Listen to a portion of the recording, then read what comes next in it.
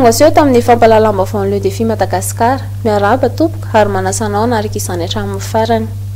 Ny lafin'ny politika no isatarantsika amin'ny fampahalalam-baovao. Mangataka ny rotsahany Cité Andrandriana Solonyaiko ho candidat 2024 ny andoko PSD tao aorian'ny Congrès national izay nataon'izy ireo ny 20 aogositra lasa teo tetsy Bypass. Fanadihadiana nataony Olivia Ranaivo. Natolotry ny PSD ho filoha nasionaly ny atoko i Cité Andrandriana Solonyaiko. Mifandraika amin'ny firena politika amin'ny PSD izy ka izay no antony nanolorana azy raha nambara amin'ny filoha nasionaly teo aloha Eliane Bezaza nandritry ny Congrès national. Tapaka fa hanolotra ny Cité Andrandriana Solonyaiko ho candidat ho filoham-pirenena 2024 ny atoko PSD. Ka rehefa nanaposaka izany ka ny hitodika andoharana izany izy dia tsy misalasala ny atoko izay tsy miaron-jafy ka nandray azakafaliana sy an-tanandroa satria zanaka mody an-tranon'ny baba hitondra ny anjara biriky amin'ny fanavotana ny firenena sy ny fameloma-maso ny anaran-dray. Marina fa tsy mora izany secrétaire national ary indrindra mitantana ny antoko izany fa izaho kosa dia manana hevy fahitana ny mpikambana rehetra manerana Madagasikara izay vonona ary indrindrandrindra manana an'izay finiava hamela ty atoko ty miaraka amiko dia zavatra azoko ambara sy maty raha avety. Lafin'ny fampianarana kosa no anoizantsika amin'ny fampahalalam-baovao. Manambana amin'ny taona fotsiny ny taom-pianarana ambaratonga ambony raha tsy voavany olona ny CCS Sampanantananarivo raha ny nambaran'izy ireo. Fanampanazavany entin'ny Olivia Ranaivo. Namafisiny CCS Sampanantananarivo fa mitohy fitakiana raha tsy voavany olan'izy ireo ka nirosy tamin'ny fanidina vavahady ireo mpampianatra. Nilaza ihany koa CCS fa raha tsy voavany olana dia mety hanangasanga ny taona fotsy. Ny antony izany be izao le fangatahanay izay mahatonga ny fitokoana ety amin'ny université dia mbola tsisy dia tena hoe valy ny tena tonga amin'ny tokony valy.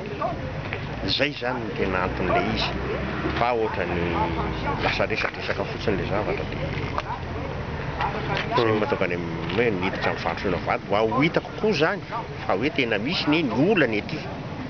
Zay ny anton'ilay fanidinana le vavahady androany. Fitokoana ataonay zany voalohany indrindra zany dia nisy an'rehefa mpanjakana fampiarana an'ilay lalàna 2021-005 zay any amin'ny primature le izy.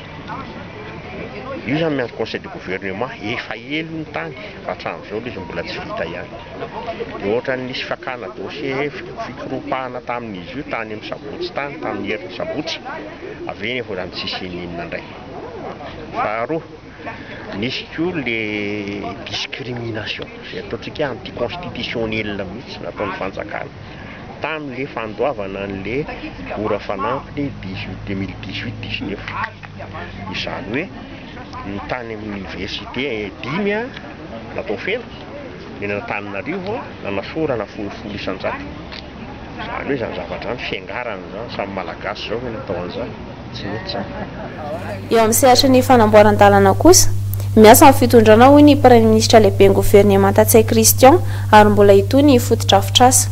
Fanazavana entin'ny Elisa Razafy.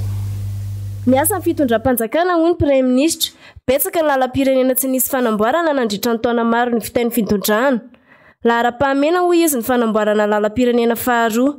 Koa nanao atsoavy ny tena ny mba samy andray anjara biriky ny rehetra mba hisoroana amin'ny lozam-pifanovizana mety hitranga. Tanimajanga tanora mandeha nasoan'ny rosisy makanantsirana tanora mandeha koa makasika an'izany fa ny antsoavy ataoko fotsiny dia ny tompony andraikitra rehetrarehetra tokony mandray ny anjara birikiny mba hialana amin'ny reny accident maro isan-karazany reny accident reny matetika vokatra ny fandehanana mafy ary matoa mandeha mafy ny ny olona satria mahita lalana azo anelana mafy ka zay no mahatonga ny tenako fa ny teny tamin'ny ndramatoa ministre ny fitaterana mba atao tsara ny andaminana ny asa rehetrarehetra amin'ny fandrindrana eo amin'ny route nationale mba ialana amin'ireny sinamaso kaza makasitrika rehetrarehetra mahakasika ny fampananana asan'ny tanora eo apesaka ny fandaharana asa-panjakana ho an'ny fampananana asan'ny tanora